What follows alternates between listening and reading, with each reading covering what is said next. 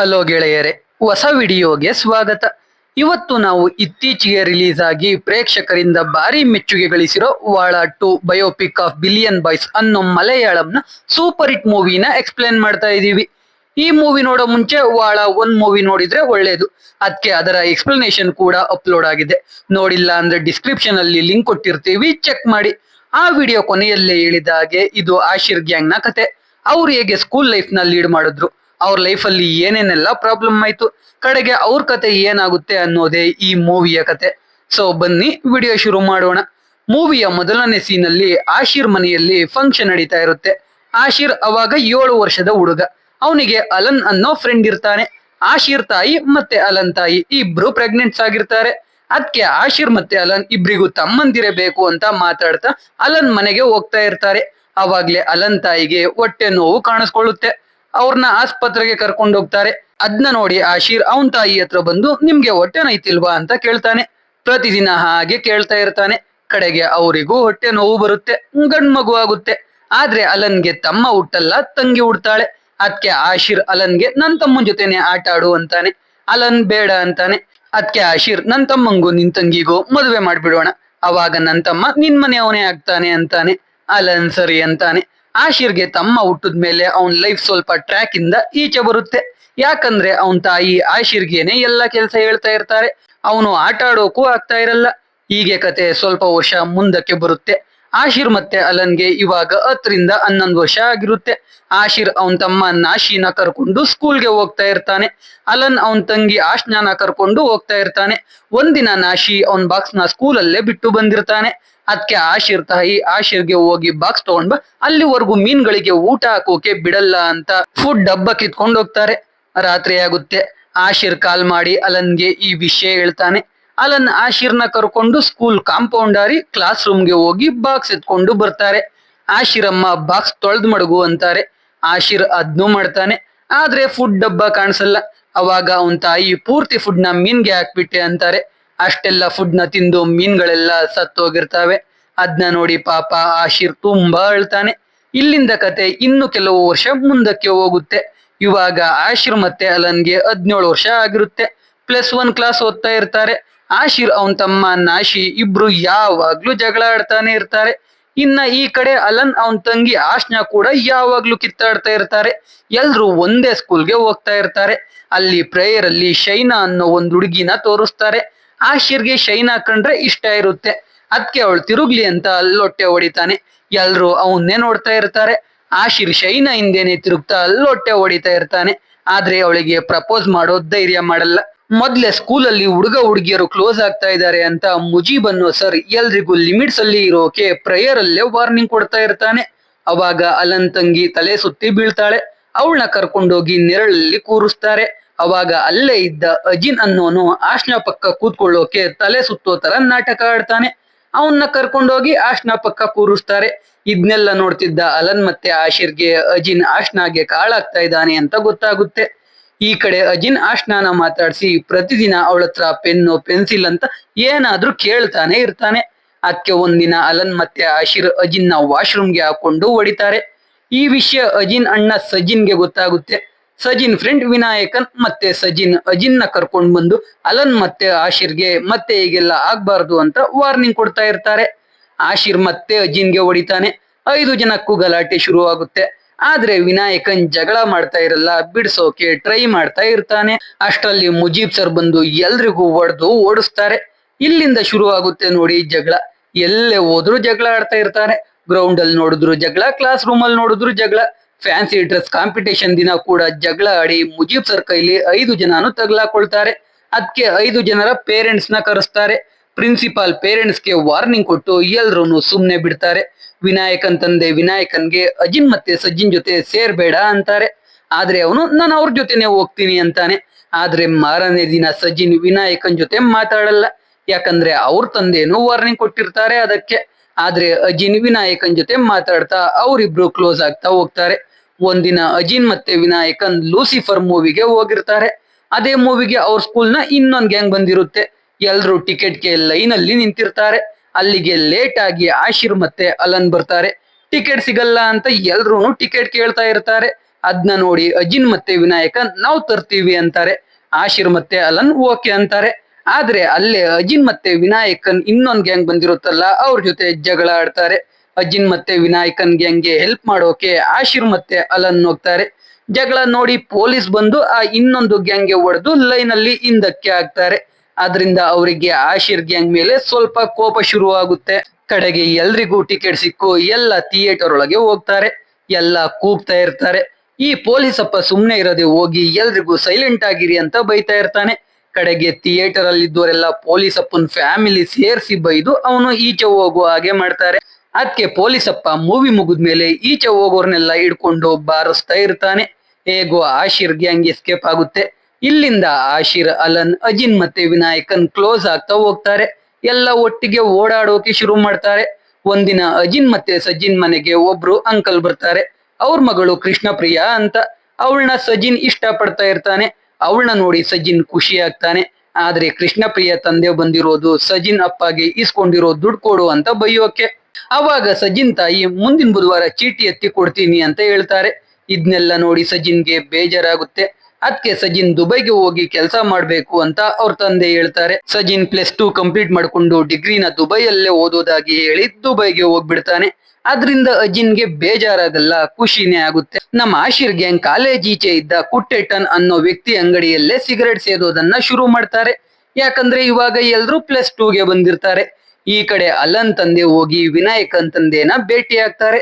ಯಾಕಂದ್ರೆ ಅಲನ್ಗೆ 17 ವರ್ಷ ಆದ್ರೂ ಮುಂಜಿ ಮಾಡಿರಲ್ಲ. ಇವಾಗ ಮುಂಜಿ ಮಾಡ್ತಾರೆ ಅಂತ ಗೊತ್ತಾದ್ರೆ ಅಲನ್ ಓಡೋಗ್ತಾನೆ. ಅದಕ್ಕೆ ವಿನಾಯಕನ್ ಮನೆಯಲ್ಲಿ ಅಲನ್ನ ಹಿಡ್ಕೊಂಡು ಮುಂಜಿ ಮಾಡ್ಬೇಕು ಅಂತ ಅಲನ್ ತಂದೆ ವಿನಾಯಕನ್ ತಂದೆಗೆ ಹೇಳ್ತಾರೆ. ಅದು ಹೇಗಾಗುತ್ತೆ ಅಂದ್ರೆ ಅಲನ್ ತಂದೆ ಒಂದು DVD ಪ್ಲೇಯರ್ ಕೊಟ್ಟು ಇದನ್ನ ಮನೆಯಲ್ಲಿ ಇಟ್ಟು ನೀವು ಹೊರಗೆ ಹೋಗಿ ಎಲ್ಲ ಸೆಟ್ ಆಗುತ್ತೆ ಅಂತ ಹೇಳ್ತಾರೆ. ಅದೇ ರೀತಿ ವಿನಾಯಕನ್ ತಂದೆ DVD ಪ್ಲೇಯರ್ನ ಇಟ್ಟು ಮದುವೆಗೆ ಹೋಗೋದಾಗಿ ಹೇಳಿ ಈಚೆ ಬಂದು ಅಲನ್ ತಂದೆ ಜೊತೆ ಮನೆಯನ್ನ ನೋಡ್ತಾ ಇರ್ತಾರೆ. ಅವರು ಬರೀ CD ತಂದು ವಿಡಿಯೋಸ್ ನೋಡ್ತಾರೆ ಅಂತ ಅಲನ್ ಮತ್ತೆ ವಿನಾಯಕನ್ ತಂದೆ ಅನ್ಕೊಂಡಿದ್ರೆ ಎಣ್ಣೆ ಎಲ್ಲ ತರ್ತಾರೆ. ಜೊತೆಗೆ ಅಲನ್ ಆಶಿರ್ ಲವ್ ಮಾಡ್ತಿದ್ದ ಶೈನಾ ಫ್ರೆಂಡ್ ಜೊತೆ ಕಮಿಟ್ ಆಗಿರ್ತಾನೆ. ಅವಳು ಬರ್ಡೇ ಸೆಲೆಬ್ರೇಟ್ ಮಾಡೋಕೆ ಅವಳನ್ನು ಕರ್ಕೊಂಡ್ ಬರ್ತಾನೆ. ಅದೇ ಟೈಮ್ಗೆ ಅಲನ್ ತಂದೆ ಕಡೆ ಅವರೆಲ್ಲ ಮನೆಗೆ ನುಗ್ತಾರೆ. ಅಲನ್ನ ಎತ್ತಾಕೊಂಡು ಹೋಗಿ ಒಂದ್ ರೂಮ್ ಅಲ್ಲಿ ಮಲಗಿಸಿ ಮುಂಜಿ ಮಾಡ್ಬಿಡ್ತಾರೆ. ಮನೆಯಲ್ಲಿ ಅದಕ್ಕೆ ಅಂತ ಫಂಕ್ಷನ್ ಮಾಡಿ ಊಟ ಕೂಡ ಹಾಕ್ತಾರೆ. ಇದೆಲ್ಲ ಮುಗ್ದು ಮತ್ತೆ ಎಲ್ಲ ನಾರ್ಮಲ್ ಆಗಿ ಸ್ಕೂಲ್ಗೆ ಹೋಗೋಕೆ ಶುರು ಮಾಡ್ತಾರೆ. ಒಂದಿನ ಮುಜೀಬ್ ಸರ್ ರೇಖಾ ಅನ್ನೋ ಮ್ಯಾಮ್ ಜೊತೆ ಹುಡುಗರು ಲಿಮಿಟ್ಸ್ ಕ್ಲಾಸ್ ಮಾಡ್ತಾ ಇದ್ದಾರೆ ಅಂತ ಮಾತಾಡ್ಕೊಂಡು ಹೋಗ್ತಾ ಇರ್ತಾರೆ. ಅವಾಗ ಸ್ಟೇರ್ಸ್ ಕೆಳಗಡೆ ಒಂದ್ ಹುಡುಗ ಹುಡುಗಿ ಮಾತಾಡ್ತಾ ನಿಂತಿರ್ತಾರೆ. ನೋಡಿದ್ರೆ ಹುಡುಗಿ ಕೈಯಲ್ಲಿ ಫೋನ್ ಇರುತ್ತೆ. ಅದನ್ನ ನೋಡಿ ಮುಜೀಬ್ ಸರ್ ಅವ್ರನ್ನ ಪ್ರಿನ್ಸಿಪಾಲ್ ಹತ್ರ ಕರ್ಕೊಂಡು ಹೋಗ್ತಾರೆ.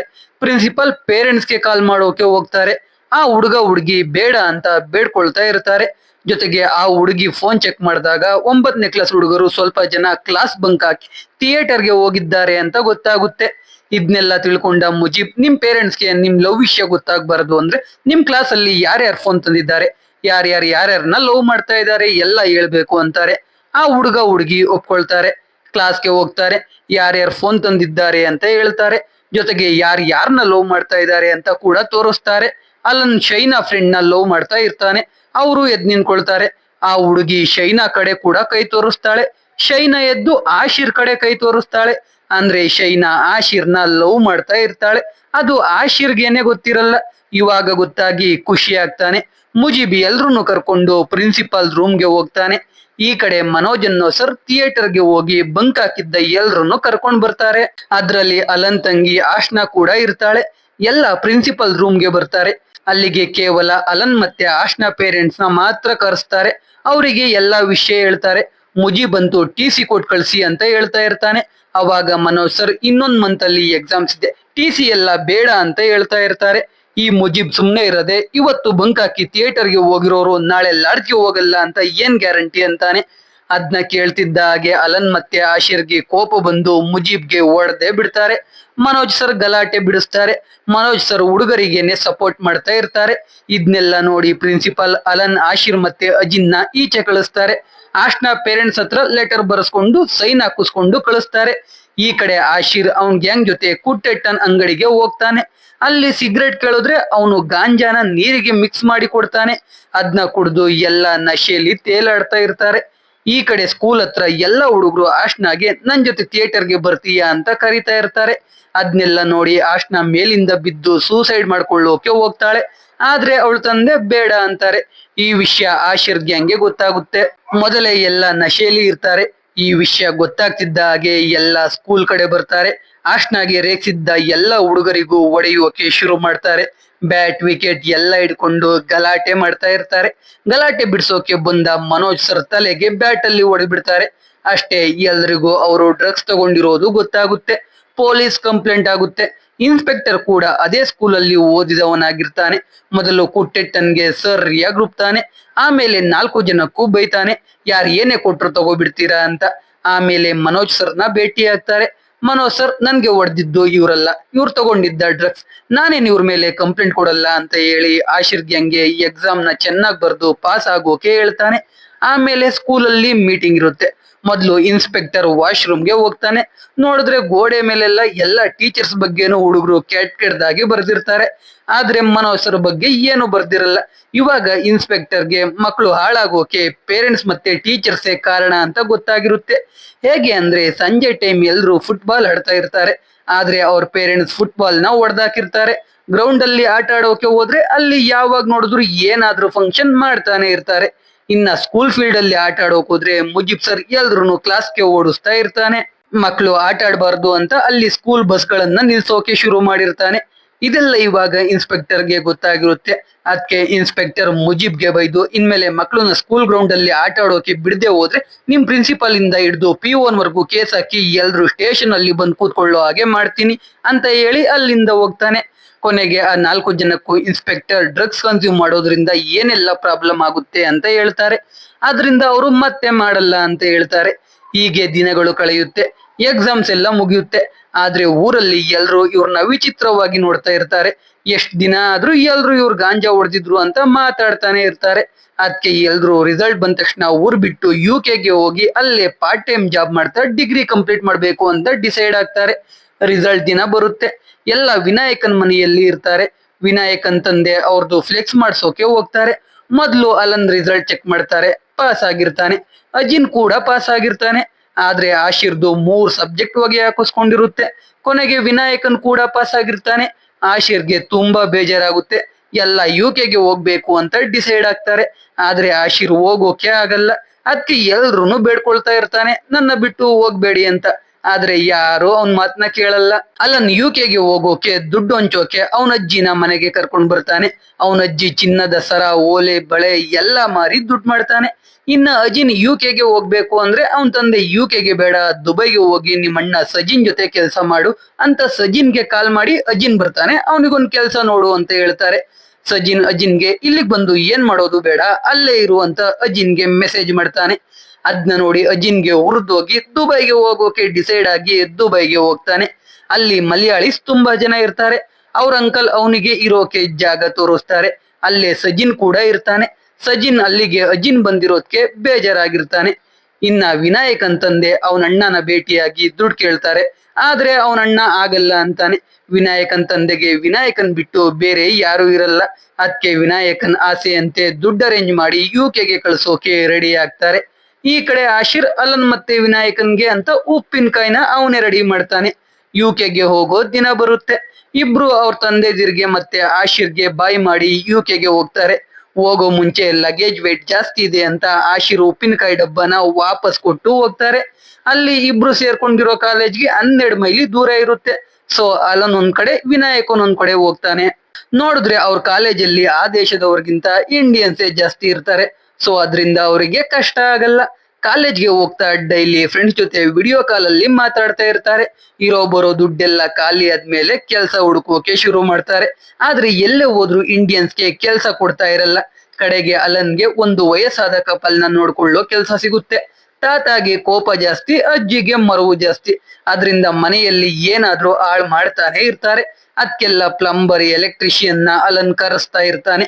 ನೋಡಿದ್ರೆ ಎಲ್ಲಾನು ರಿಪೇರಿ ಮಾಡೋಕೆ ಒಬ್ನೇ ಬರ್ತಾ ಇರ್ತಾನೆ. ನೋಡೋಕೆ ಜಾನಿ ಅಣ್ಣನಾಗೆ ಇರ್ತಾನೆ. ಪ್ಲಂಬರ್ ಅವನೇ, ಎಲೆಕ್ಟ್ರಿಷಿಯನ್ ಅವನೇ. ರೋಡ್ ಸೈಡ್ ಅಲ್ಲಿ ನೋಡಿದ್ರು ಅವನೇ, ಅಲನ್ಗೆ ಎಲ್ ನೋಡಿದ್ರು ಅವನೇ ಕಾಣಿಸ್ತಾ ಇರ್ತಾನೆ. ಇನ್ನ ವಿನಾಯಕನ್ಗೆ ಕುದುರೆಲಾಳದಲ್ಲಿ ಕೆಲಸ ಸಿಗುತ್ತೆ. ಇಬ್ರು ಮೀಟ್ ಮಾಡೋಕೆ ಒಂದು ಜಾಗನ ಕೂಡ ಫಿಕ್ಸ್ ಮಾಡ್ಕೊಳ್ತಾರೆ. ಅಲ್ಲೇ ಬಂದು ಪ್ರತಿ ವಾರ ಮೀಟ್ ಮಾಡ್ತಾ ಇರ್ತಾರೆ. ಇದು ಅಲನ್ ಮತ್ತೆ ವಿನಾಯಕನ್ ಕಥೆ ಆದ್ರೆ, ಇನ್ನೊಂದ್ ಕಡೆ ಅಜಿನ್ ದುಬೈಯಲ್ಲಿ ಏನೋ ಒಳ್ಳೆ ಕೆಲಸ ಅನ್ಕೊಂಡು ಹೋದ್ರೆ ಕನ್ಸ್ಟ್ರಕ್ಷನ್ ಕೆಲಸ. ಆ ಸುಡೋ ಬಿಸಿಲಲ್ಲಿ ಕೆಲಸ ಮಾಡಿ ಮಾಡಿ ಅಜಿನ್ ಸಾಕಾಗ್ತಾ ಇರ್ತಾನೆ. ಒಂದಿನ ಎಲ್ಲ ರೂಮ್ ಅಲ್ಲಿ ಪಾರ್ಟಿ ಮಾಡಿ ಅಜಿನ್ಗೆ ಎಣ್ಣೆ ಕುಡಿಸ್ತಾರೆ. ಎಣ್ಣೆ ಕುಡಿದು ಅಜಿನ್ ಎಲ್ರಿಗೂ ಬೈಯೋಕೆ ಶುರು ಮಾಡ್ತಾನೆ. ಹೀಗೆ ಅಜಿನ್ ಲೈಫ್ ಸಾಗ್ತಾ ಇರುತ್ತೆ. ಇನ್ನೊಂದ್ ಕಡೆ ಊರಲ್ಲಿ ಆಶಿರ್ ಟ್ಯೂಷನ್ಗೆ ಹೋಗ್ತಾ ಇರ್ತಾನೆ. ಅದೇ ಸ್ಕೂಲ್ಗೆ ಶೈನಾ ಟೀಚರ್ ಆಗಿ ಬರ್ತಾ ಇರ್ತಾಳೆ. ಶೈನಾನ ನೋಡಿ ಆಶಿರ್ ಖುಷಿಯಾಗಿ ಹೋಗಿ ಅವಳನ್ನ ಮಾತಾಡಿಸ್ತಾನೆ. ಆದ್ರೆ ಅವಳು ಅಷ್ಟೇನು ಎಕ್ಸೈಟ್ ಆಗಲ್ಲ. ಆಲ್ರೆಡಿ ಅವಳು ಆಶಿರ್ನ ಬ್ಲಾಕ್ ಕೂಡ ಮಾಡಿರ್ತಾಳೆ. ಆದ್ರೆ ಅವಳಿಗೂ ಆಶಿರ್ ಅಂದ್ರೆ ಇಷ್ಟ ಇರುತ್ತೆ ಅಲ್ವಾ, ಅದಕ್ಕೆ ಅವನಿಗೆ ನೋಟ್ಸ್ ಎಲ್ಲ ಕೊಟ್ಟು ಅದನ್ನ ಓದಿ ಎಕ್ಸಾಮ್ ಪಾಸ್ ಆಗು ಅಂತಾಳೆ. ಇಬ್ರು ಲವ್ ಮಾಡೋಕೆ ಶುರು ಮಾಡ್ತಾರೆ.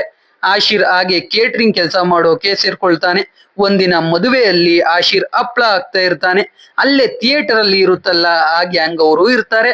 ಅವರು ಇನ್ನೊಂದ್ ಹಪ್ಳ ಎಕ್ಸ್ಟ್ರಾ ಕೇಳಿದ್ರೆ ಆಶಿರ್ ಹಾಕಲ್ಲ, ಅವರಿಗೆ ಉರ್ದೋಗುತ್ತೆ. ಅಲ್ಲೇ ಶೈನಾ ಕೂಡ ಇರ್ತಾಳೆ. ಶೈನಾಗೆ ಮಾತ್ರ ಆಶಿರ್ ಜಾಸ್ತಿ ಹಪ್ಳ ಆಗ್ತಾ ಇರ್ತಾನೆ. ಅವಾಗ ಗೊತ್ತಾಗುತ್ತೆ ಆ ಗ್ಯಾಂಗ್ ಲೀಡರ್ ಅಮೀನ್ ಅನ್ನೋನು ಶೈನಾ ಅಣ್ಣ ಅಂತ. ಅದು ಗೊತ್ತಾಗಿ ಆಶಿರ್ ಅಮೀನ್ ಗ್ಯಾಂಗು ಹಪ್ಳ ಆಗ್ತಾನೆ. ಅಷ್ಟೊತ್ತಿಗೆ ಅಮೀನ್ಗೆ ಶೈನಾ ಮತ್ತೆ ಆಶಿರ್ ಲವ್ ಮಾಡ್ತಾ ಇದ್ದಾರೆ ಅಂತ ಗೊತ್ತಾಗಿರುತ್ತೆ. ಅದಕ್ಕೆ ಆಶಿರ್ಗೆ ಸರಿಯಾಗಿ ಹೊಡಿತಾನೆ. ಆದ್ರೆ ಕಡೆಗೆ ಆಶಿರೇ ಅಮೀನ್ ಗ್ಯಾಂಗ್ನೆಲ್ಲ ಹೊಡೆದಿರ್ತಾನೆ. ಆ ಫೈಟ್ ನ ತೋರ್ಸಲ್ಲ. ಇದನ್ನೆಲ್ಲ ನೋಡಿ ಶೈನಾ ಆಶಿರ್ಗೆ, ನೀನ್ ಈಗ ನಮ್ಮ ಅಣ್ಣಗೆ ಹೊಡೆದೆ ಅಲ್ಲ, ಮತ್ತೆ ಅವನ ಹತ್ರನೇ ಬಂದು ಮದುವೆ ಬಗ್ಗೆ ಹೇಗ್ ಮಾತಾಡ್ತೀಯ ಅಂತ ಬೈತಾ ಇರ್ತಾಳೆ. ಅವಾಗ ಆಶಿರ್ಗೆ ವಿನಾಯಕನ್ ಕಾಲ್ ಮಾಡಿ ನಮ್ ತಂದೆನ ಆಸ್ಪತ್ರೆಗೆ ಸೇರಿಸಿದ್ದಾರಂತೆ, ಅಲ್ಲಿಗೆ ಹೋಗು ಮಗ ಅಂತಾನೆ. ಅಲ್ಲಿಗೆ ಹೋದ್ರೆ ಅವ್ರ ತಂದೆ ಸಾಯೋ ಸ್ಥಿತಿಯಲ್ಲಿ ಇರ್ತಾರೆ. ಆದ್ರೆ ಆಶಿರ್ ವಿನಾಯಕನ್ಗೆ ಏನು ಪ್ರಾಬ್ಲಮ್ ಇಲ್ಲ ಅಂತಾನೆ. ಆಮೇಲೆ ಆಶ್ನ ಕಾಲ್ ಮಾಡಿ ಮನೆಗೆ ಬನ್ನಿ ಅಂತಾಳೆ. ಅಲ್ಲಿಗೆ ಹೋಗುವಾಗ ಆಶಿರ್ ತಮ್ಮ ನಾಶಿ ಕಾಲ್ ಮಾಡಿ ಬೈಕ್ ಬೇಕು, ಬೈಕ್ ಅಲ್ಲಿ ಏನೋ ಇಟ್ಟಿದ್ದೆ ಅಂತಾನೆ. ಆಮೇಲೆ ಆಶಿರ್ ಆಶ್ನ ಮನೆಗೆ ಹೋಗ್ತಾನೆ. ನೋಡಿದ್ರೆ ಆಶ್ನ ತಂದೆಗೆ ಏಟಾಗಿರುತ್ತೆ. ಅದು ಹೇಗೆ ಅಂದ್ರೆ ನಾಶಿ ಅವ್ರನ್ನ ತಳ್ಳಿರ್ತಾನೆ. ಇದು ಗೊತ್ತಾಗಿ ಆಶಿರ್ ಬೈಕ್ ಚೆಕ್ ಮಾಡಿದ್ರೆ ಗಾಂಜಾ ಪ್ಯಾಕ್ ಇರುತ್ತೆ. ಹೋಗಿ ನಾಶಿಗೆ ಬೈತಾ ಇರ್ತಾನೆ. ಆದ್ರೆ ಅವನು ಆಶಿರ್ಗೇನೆ ಬೈತಾನೆ. ಅವಾಗ ಆಶಿರ್ ಅವನಿಗೆ ಇನ್ಸ್ಪೆಕ್ಟರ್ ಹೇಳಿದ ಹಾಗೆ ಬುದ್ಧಿ ಹೇಳ್ತಾನೆ. ಅಷ್ಟರಲ್ಲಿ ಮನೆ ಬಳಿಗೆ ಪೊಲೀಸರು ಬರ್ತಾರೆ. ಮನೆಯೆಲ್ಲ ಚೆಕ್ ಮಾಡ್ತಾರೆ. ಗಾಂಜಾ ಸಿಗುತ್ತೆ. ಅದ್ನ ಆಶಿರ್ ಅವಂದೇ ಅಂತ ಒಪ್ಕೊಂಡು ಸ್ಟೇಷನ್ಗೆ ಹೋಗ್ತಾನೆ. ಅಲ್ಲನ್ ತಂದೆ ಬೇಲ್ ಕೊಡಿಸ್ತಾರೆ. ಅಷ್ಟರಲ್ಲಿ ವಿನಾಯಕನ್ ತಂದೆ ಸತ್ತೋಗಿರ್ತಾರೆ. ಈ ವಿಷಯ ಗೊತ್ತಾಗಿ ವಿನಾಯಕನ್ ತುಂಬಾ ಅಳ್ತಾನೆ. ಊರಿಗೆ ವಾಪಸ್ ಬರಲ್ಲ ಅಂತಾನೆ. ಯಾಕೆ ಅಂದ್ರೆ ನಾನು ನನ್ನ ತಂದೆ ನಗೋವಾಗ ನೋಡಿದ್ದೆ, ಅಷ್ಟೇ ಸಾಕು ಅಂತಾನೆ.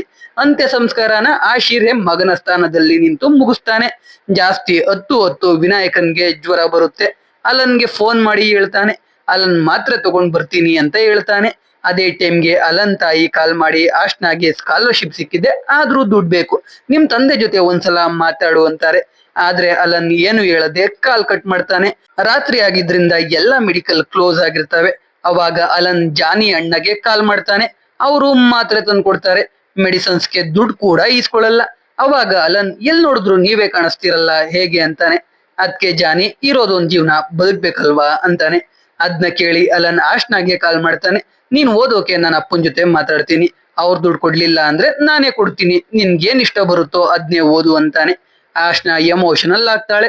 ಈ ಕಡೆ ವಿನಾಯಕನ್ ಆಸ್ಪತ್ರೆಗೆ ಬಂದಿರ್ತಾನೆ. ಆದ್ರೆ ಡಾಕ್ಟರ್ ಬೆಳಿಗ್ಗೆವರೆಗೂ ಬರಲ್ಲ ಅಂತ ಗೊತ್ತಾಗಿ ಆಸ್ಪತ್ರೆ ಈಚೆ ಕೂತ್ಕೋತಾನೆ. ಅವನ್ ಮುಂದೆ ಒಬ್ಬ ತಂದೆ ಅವನ್ ಮಗನ ತೊಡೆ ಮೇಲೆ ಮಲಗಿಸ್ಕೊಂಡಿರ್ತಾನೆ. ಅದ್ನ ನೋಡ್ತಾ ವಿನಾಯಕನ್ ಅವನು ಕೂಡ ಅವನ್ ತಂದೆ ಮಡಿಲಲ್ಲಿ ಮಲಗಿರೋ ರೀತಿ ಇಮ್ಯಾಜಿನ್ ಮಾಡ್ಕೊಳ್ತಾ ಬೆಂಚ್ ಮೇಲೆ ಮಲಿಕೊಳ್ತಾನೆ. ಈ ಕಡೆ ದುಬೈಯಲ್ಲಿ ಉರಿಯೋ ಬಿಸಿಲಲ್ಲಿ ಸಜಿನ್ ಮತ್ತೆ ಅಜಿನ್ ಕೆಲಸ ಮಾಡ್ತಾ ಇರ್ತಾರೆ. ಅಲ್ಲಿ ಅಜಿನ್ ಸಜಿನ್ಗೆ ನೀನ್ ಕಳಿಸಿದ ಮೆಸೇಜ್ ನೋಡಿ ಊರ್ಕೊಂಡು ನಾನು ಇಲ್ಲಿ ಬಂದಿದ್ದು ಅಂತಾನೆ. ಅದ್ಕೆ ಸಜಿನ್, ಅದ್ನ ನೀನು ಕೋಪದಲ್ಲಿ ಓದಿದ್ಯಾ, ಅದ್ಕೆ ಊರ್ಕೊಂಡಿದ್ಯಾ, ಅದ್ನ ನೀನು ಕಾಮಾಗಿ ಓದ್ಬೇಕಿತ್ತು. ನಾನ್ ಹೇಳಿದ್ದು ಇಲ್ಲಿ ಬಂದು ಮಾಡೋ ಕೆಲ್ಸ ಕಷ್ಟ ಇರುತ್ತೆ, ಅಲ್ಲೇ ಓದ್ಕೊಂಡಿರು ಅಂತ.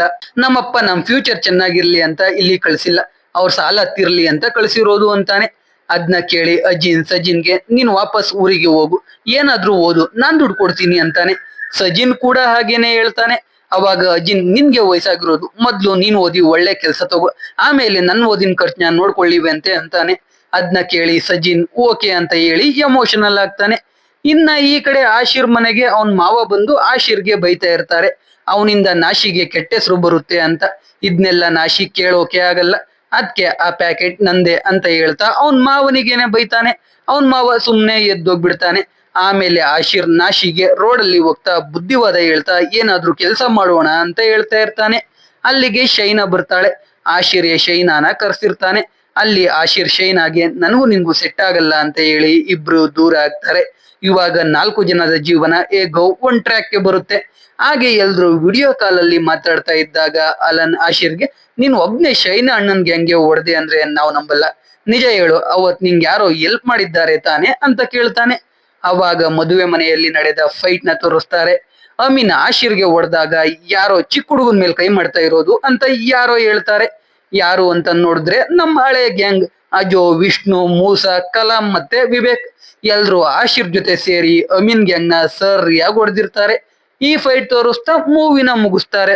ಸೊ ಎಕ್ಸ್ಪ್ಲನೇಷನ್ ಕೇಳಿ ನಿಮ್ಗೆ ಅನ್ನಿಸ್ತು ಅಂತ ಕಾಮೆಂಟ್ ಮಾಡಿ. ವಿಡಿಯೋ ಇಷ್ಟ ಆಗಿದ್ರೆ ಲೈಕ್ ಮಾಡಿ, ಕಂಟೆಂಟ್ ಇಷ್ಟ ಆಗಿದ್ರೆ ಮಾತ್ರ ಸಬ್ಸ್ಕ್ರೈಬ್ ಮಾಡ್ಕೊಂಡು ಸಪೋರ್ಟ್ ಮಾಡಿ. ಮತ್ತೆ ಇನ್ನೊಂದು ಸೂಪರ್ ಆಗಿರೋ ವಿಡಿಯೋ ಜೊತೆ ಸಿಗ್ತೀನಿ. ಜೈ ಕರ್ನಾಟಕ.